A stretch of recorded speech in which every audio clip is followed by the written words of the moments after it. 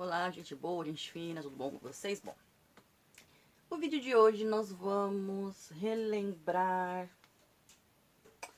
um dos momentos mais trágicos do nosso Brasil ali no finalzinho dos anos 80. Pois é, pra quem não sabe, eu nasci no final dos anos 80.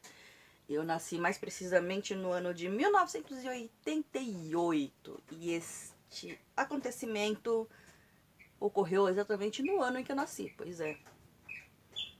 Na época em que essa tragédia aconteceu, eu tinha por volta dos meus 7 meses de vida. Pois é, 7 meses, era bebê.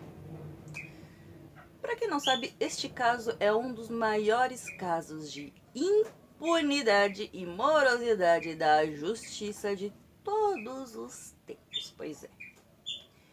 Você já ouviu falar da história do naufrágio do navio Batomushi? Pois é. O navio Batomushi 4 naufragou em uma noite de Réveillon, matando 52 pessoas. E olha, foi assim, um caso realmente chocante. Vamos lá. Pra quem não sabe, para você antigamente passar o Réveillon a bordo do navio Batomushi 4 foi cobrado algo em torno de 150 mil cruzeiros. O que na nossa moeda corrigida hoje seria algo em torno de R$ 780. E na verdade, os donos da empresa Batomushi, eles não estavam assim preocupados com segurança do navio. Eles estavam preocupados com o quê? Com o lucro que eles teriam com tantas pessoas. Então eles foram vendendo passagem, foram vendendo passagem, foram vendendo passagem, foram vendendo passagem. Por volta das 10 para meia-noite, devido ao excesso de gente e à falta de segurança, numa noite de 31 de dezembro, um pescador chamado Jorge Souza Viana, de 28 anos, que tinha saído com a sua família da praia de Jurujuba, em Niterói, rumo a Copacabana, quando ele passou ali pela ilha de Cotunduba, ele viu que tinha alguma coisa errada ali. Um barco de passeio, bem ali uns 300 metros de distância de onde ele estava adernando. O que vocês querem dizer? O que quer dizer adernando? Adernar quer dizer que ele estava começando a afundar. Pois é. Quando foi mais ou menos umas 10 para meia-noite, ele viu que a proa do Batomushi tinha se erguido e a popa estava submergindo nas águas frias da Baía de Guanabara, porque infelizmente nesse dia era uma noite muito fria, uma noite fria e de chuva fina, e o mar estava muito agitado. Pois é. E qual foi a primeira atitude que os ocupantes desse barquinho do Jorge tomou nessa hora? Ele jogou algumas cordas, boias, colete salva-vidas para poder resgatar aqueles que estavam em alto mar e ainda, ou então sobre o casco embarcado, porque o barco já tinha virado, né? Ou seja, em pelo menos 20 minutos o Jorge conseguiu salvar cerca de 30 pessoas, sendo que 7 eram membros de uma mesma família. Pois é, olha só o nome dessas pessoas que ele salvou. Era a família Fisman e 7 crianças, como Luciana Weingarten, de apenas 2 anos de idade. Um bebê, hein? 2 anos de idade. E no naufrágio, os pais da Luciana, Ruth e Alberto, e a irmã Camila, infelizmente faleceram. Pois é. Ouçam o que o Jorge disse. Atualmente, Jorge Souza Viana está com 59 anos. Ele disse isso. Naquela hora não consegui pensar em mais nada. Não parei para pensar que meu barco também podia virar por excesso de peso. Pois é. A única coisa que eu queria era salvar o maior número possível de pessoas. E ele conseguiu salvar mais de 30 pessoas. Segundo ele acredita que não foi ele que salvou, mas sim que Deus salvou essas pessoas. Que foi Deus quem o colocou ali naquele momento trágico para salvar essas pessoas. E o que acontece, gente? Ele conseguiu salvar essas pessoas por volta de 10 para meia-noite. À meia-noite e 10 do dia 1º de janeiro de 1989. Enquanto em Copacabana se celebrava o nascer de um novo ano, no Brasil se comemorava o nascer de um novo ano com uma queima de fogos. O Batomushi 4 finalmente naufraga nas águas da Baía de Guanabara. Entre uma das vítimas fatais estava uma atriz global e sua mãe, Yara Amaral, e sua mãe, Dona Elisa. Yara deixou o ex-marido, Luiz Fernando, os 2 filhos, Bernardo e João Mário, de 16 e 14 anos na época. Pois é, vocês terem uma ideia. Mas na verdade, não foi só o barquinho do Jorge que salvou muitas pessoas. Também um iate. Se não fosse a traineira do Jorge, que era uma traineira de 36 pés, ou seja, cerca de 10 metros, quem também prestou socorro a essas vítimas do naufrágio do Batomushi 4 foi o iate Casablanca, do empresário Oscar Gabriel Júnior. Como ele era um iate um pouco maior, de 130 pés, o que seria em torno de 40 metros, ele conseguiu salvar muita gente, não foi pouco. E o caso do naufrágio do Batomushi foi retratado na literatura 2 vezes. Uma na literatura tradicional e uma outra na literatura espírita. E também foi tema do Linha Direta Justiça, onde Yara Amaral foi vivida pela atriz Denise Del Vecchio. Eu vou ver se é possível deixar aqui para vocês, nos comentários fixados, o episódio do Linha Direta Justiça Batomushi 4. Você pode encontrar sobre o naufrágio do Batomushi no livro, que eu vou até deixar aqui o nome para vocês. Batomushi, uma tragédia brasileira, de 2015, escrito por Ivan Santana. E também na literatura espírita é possível você encontrar sobre o naufrágio do Batomushi no livro Nunca Estamos Sós, do médium Marcelo César, ditado pelo espírito Marco Aurélio. Este livro, se não me falhar a memória, é de 2004, se eu não me engano. Porque, na verdade, um outro herói quase anônimo, que era o garçom Heleno, que foi do Batomushi 3, porque na verdade eram outros barcos Batomushi, Batomushi 1, 2, 3 e 4. Esse que naufragou era o Batomushi 4. O que ele fez? Quando a embarcação chegou no local, ele já foi pulando na água e conseguiu resgatar 3 sobreviventes. Pois é, que eles seriam engolidos pelas ondas. E um detalhe, gente, a Yara Amaral, a última novela que ela fez na Globo foi Fera Radical, de Walter Negrão. Ela foi a primeira atriz do elenco de Fera Radical a morrer. Vários outros já morreram de doenças ou outros problemas diferentes. Por exemplo, um dos atores de Fera Radical, o Luiz Maçãs, morreu em 1996 por suicídio. O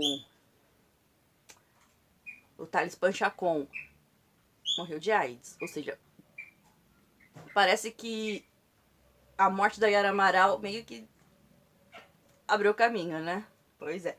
Mas no caso dela foi um caso muito trágico, né? E o que acontece? Olha o número de passageiros. Eu vou até ler aqui pra falar pra vocês. A jornalista Elaine Maciel, que na época estava com 38 anos, e ela e a irmã Heloísa Helena, na época com 44, elas foram duas das mais de 30 pessoas que o Jorge resgatou nas águas. E ela trabalhava para o Jornal do Brasil. E a irmã era professora de educação física. O passeio ia sair por volta de 9 da noite até... E olha só o que dava direito a esse passeio. A ceia era peru, farofa, tender e fios de ovos. E música ao vivo. Só que no convés principal, como ele estava muito cheio e estava lotado, não tinha lugar para sentar. Então, e como as mesas estavam ocupadas, então a Elaine e a irmã subiram para o deck superior. Só que lá elas tiveram que ficar de pé espremida ao lado dos músicos da banda que tocava, que era a banda Café com Leite. Por volta das 10h15 da noite, uma lancha da marinha interceptou o Batomushi. O primeiro sargento da marinha, Antônio Braga de Vasconcelos, subiu a bordo, fez a verificação de praxe da documentação, a habilitação do mestre Arraiz Camilo Faro.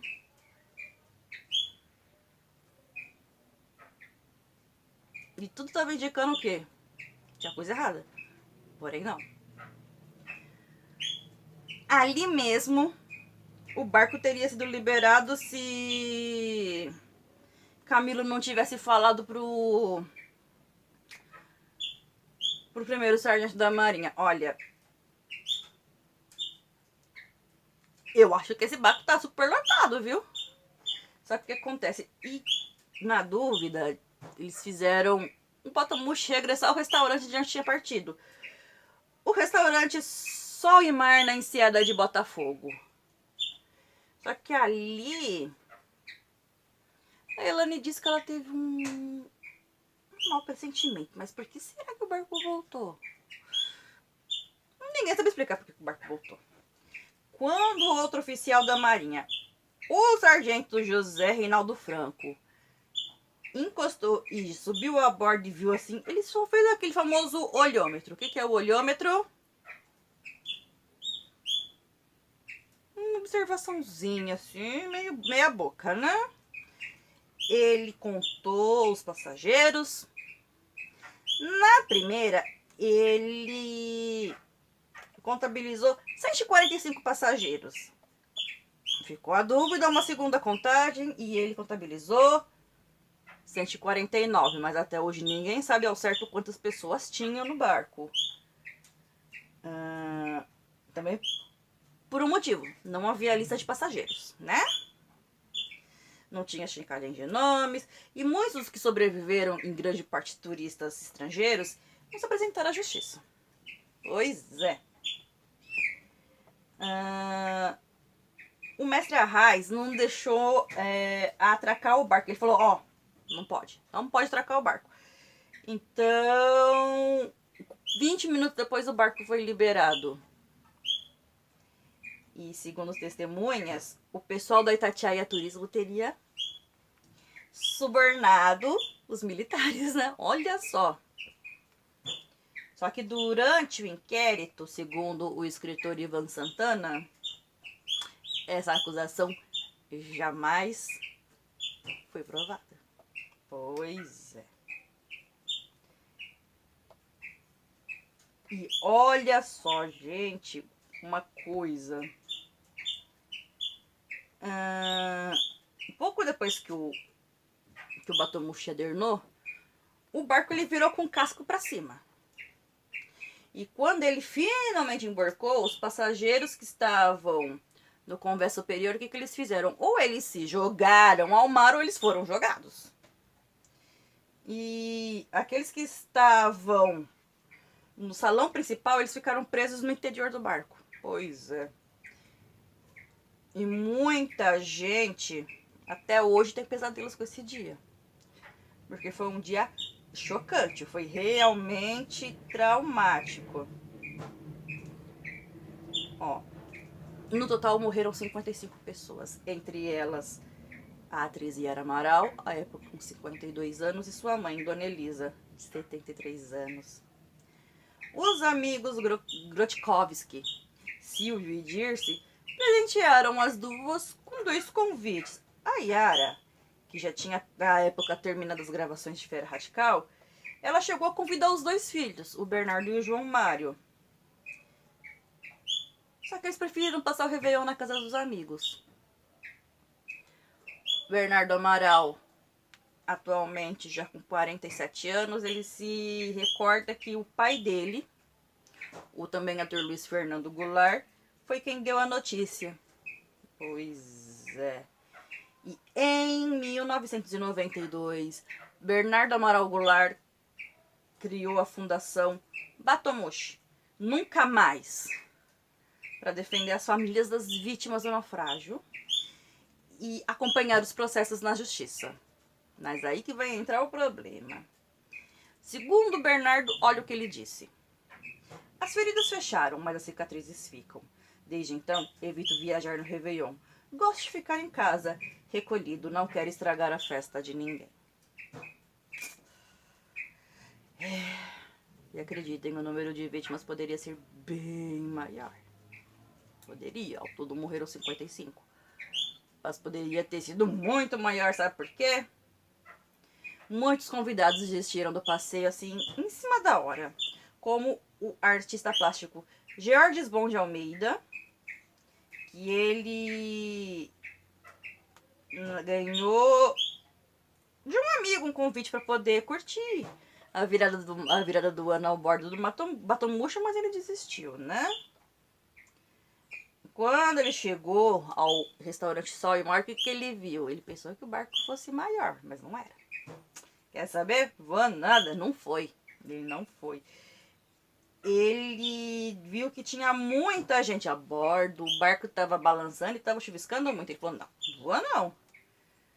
Por isso ele foi para Copacabana a pé. E quando ele chegou em casa, que ele morava em Icaraí, ele levou um susto, porque todo mundo olhou para ele e falou, peraí, mas você não morreu?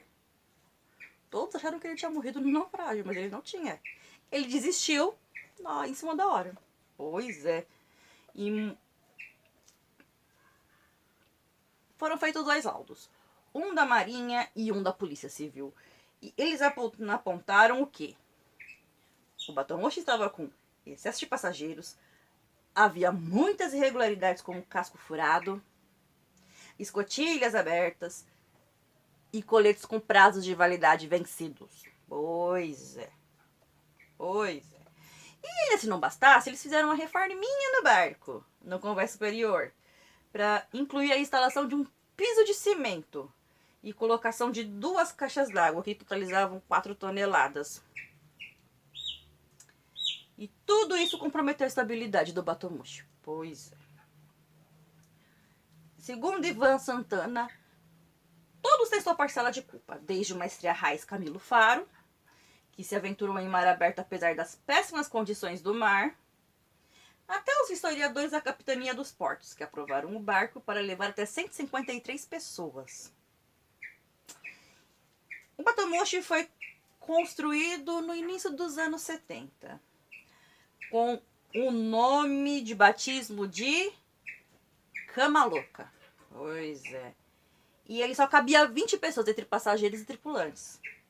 E muitos dos que sobreviveram, além das famílias que morreram na tragédia, entraram na justiça. Só que na maioria dos casos, são 3 réus. A empresa Batomushi, proprietária da embarcação, a agência de viagens Itatiaia Turismo, que patrocinou o passeio, e a União, por falta de fiscalização e socorro. Eles iam ser... Olha, os donos foram condenados a pagar uma indenização aos sobreviventes e às famílias dos que morreram. E até hoje ninguém viu a cor do dinheiro. Pois é. Olha, segundo a jornalista Elane Maciel, será que está esperando eu morrer para pagar a indenização? coisa só que tá faltando, viu? Sinceramente.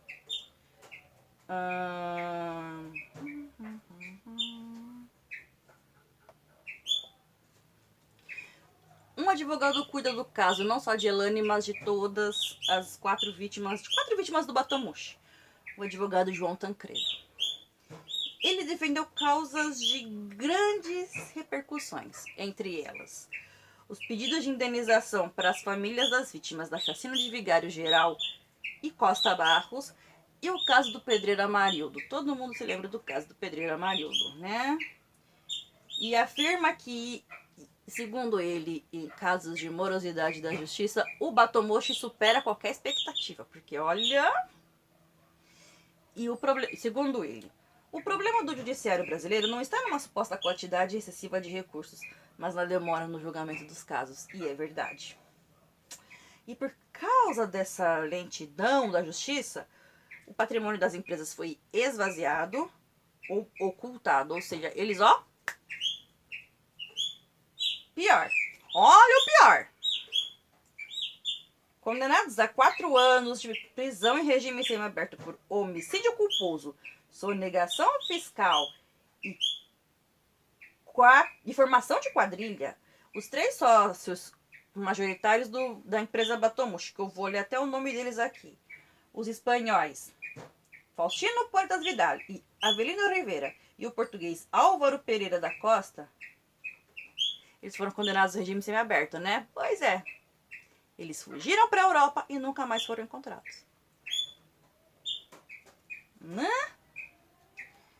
E o que aconteceu?